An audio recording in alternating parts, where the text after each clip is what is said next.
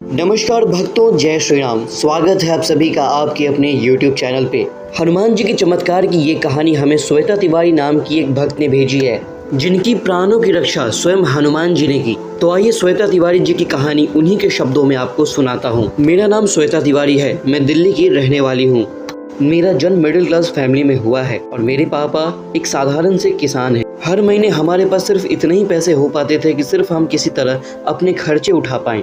उन परिस्थितियों के बाद भी मेरे पिताजी ने मुझे कर्ज लेकर के बीटेक करवाया। मैं बचपन से ही पढ़ाई में बहुत होशियार थी, मेरे हमेशा अच्छे नंबर आया करते थे और बीटेक भी मैंने 79.8% ला करके पास किया।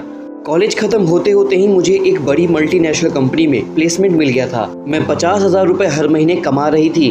हमारे परिवार में सब कुछ बहुत अच्छा चल रहा था। तभी हमारे किसी रिश्तेदार ने मेरे पिताजी से कहा कि तुम्हारी बेटी की उम्र 28 साल हो गई है, तुम्हें इसकी शादी कर देनी चाहिए। अब मेरे पिताजी को भी ये बात सही लगी, तो मेरे पिताजी ने कहा कि तू बचपन से ही बहुत चूजी है, तुम्हें सिर्फ अपनी ही चलानी होती है, तो तू जा अपने पसंद का एक लड़का भी खोज ला, हम तुम्हारी उसी से शादी करा देंगे। सच बताऊं तो ये सुनकर के मुझे काफी खुशी हुई, क्योंकि मेरे ही ऑफिस में एक लड़का है जिसका कि नाम विशाल है और मुझे कहीं न कहीं अंदर ही अंदर वो बहुत ज्यादा पसंद है।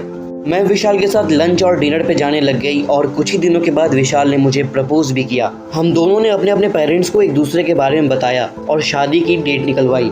हमारे पंडित जी ने शादी की डेट 15 दिनों के बाद निकाली। सब कुछ इतना जल्दी हो रहा था कि मैं शॉक थी, लेकिन कहीं न कहीं मैं बहुत ज्यादा खुश भी थी, क्योंकि मैं अपने आप को बहुत ही ज्यादा खुशनसीब समझती थी कि मैंने जिस इंसान से प्यार किया उसी के साथ मेरी शादी हो रही है, जो कि बहुत कम लोगों के साथ होता है आजकल के जमाने में। लेकिन शायद नियतियों कुछ और ही मंजूर था।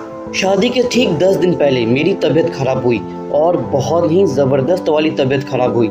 मुझे कुछ भी समझ में नहीं आ रहा था कि मेरे साथ हो क्या रहा है। बस मेरा वजन कम होता जा रहा था। मैंने कई डॉक्टरों को अपना ट्रीटमेंट करवाया, लेकिन किसी भी डॉक्टर ये कुछ समझ में नहीं आ रहा था। एक ने तो यहाँ तक कह दिया कि हो सकता है मुझे एड्स हो। ये सब सहना मेरे लिए इतना मुश्किल था कि मुझे ऐसा लग रहा था कि इससे अच्छा तो होगा कि मैं अपने प्राण ही त्याग दूं। हालांकि इसी बीच किसी तरह मेरी शादी हो जाती है। शादी के पहले दिन से ही मेरे ससुराल में कुछ भी ठीक नहीं था। मेरा वजन और भी लगातार घटता चला गया। मेरे ससुराल वाले मेरी मम्मी को फोन करके कहते थे कि आपकी बेटी बहुत बीमारू है। ऐसा कह के वो लोग मुझे ताने मारा करते थे। इस बीमारी की वजह से मेरी पहले वाली नौकरी भी छूट गई। मुझे अब कुछ भी समझ में नहीं आ रहा था कि मुझे क्या करना चाहिए।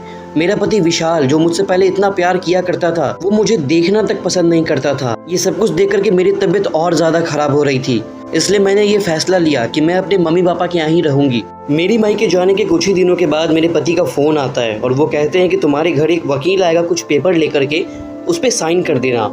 मैंने बोला कि ठीक है, मैं कर दूंगी। लेकिन दोस्तों, जब वो वकील मेरे पास वो कागज लेकर के आया तो मैंने उनसे पूछा कि ये किस चीज के कागज हैं। तो वकील साहब मुझे बताते हैं कि ये तलाक के पेपर्स हैं। ये सब सुन करके मुझे समझ में नहीं आ रहा था कि ये सच है या कोई सपना। मेरी जिंदगी मानो एक ही झटके में खत्म हो गई। फिर मैंने अपने आप को संभाला और मैंने भी उस पेपर पे साइन कर दिए।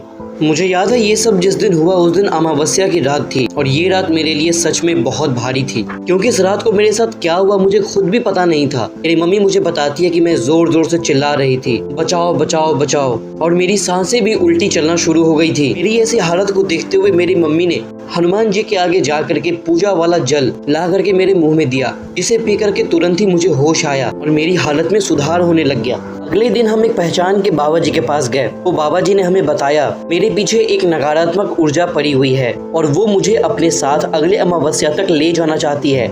ये सब सुनकर के मेरी तो हालत ही खराब हो गई थी।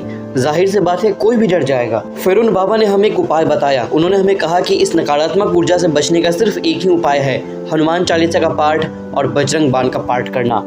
लेकिन इसमें एक नियम था, हमें लगातार 5 दिनों तक हनुमान जी के सामने तिल का दीपक जलाना था। सबसे जरूरी बात ये थी कि वो दीपक बुझना नहीं चाहिए था। और बाबा जी ने हमें पहले ही बात बता दी थी कि वो नकारात्मक ऊर्जा इस दीपक को बुझाने का हर संभव प्रयास करेगा, इसलिए हम पहले से ही तैयार थे।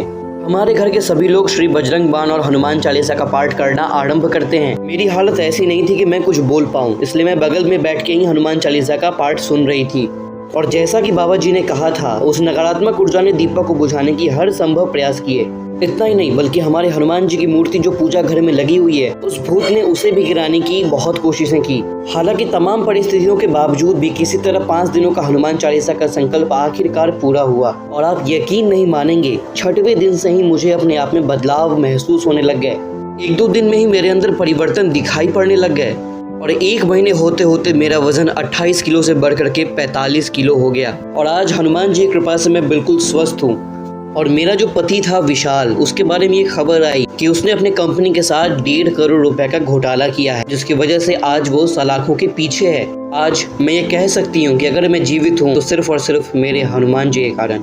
तो देखा आपने कैसे हनुमान जी ने अपने भक्त की रक्षा की। अगर आपके पास भी हनुमान जी का कोई सच्चा अनुभव हो तो हमें इस ईमेल आईडी पर लिख करके भेजें, हम आपकी कहानी को भी जरूर सुनाएंगे। तब तक के लिए जय श्री राम, जय हनुमान।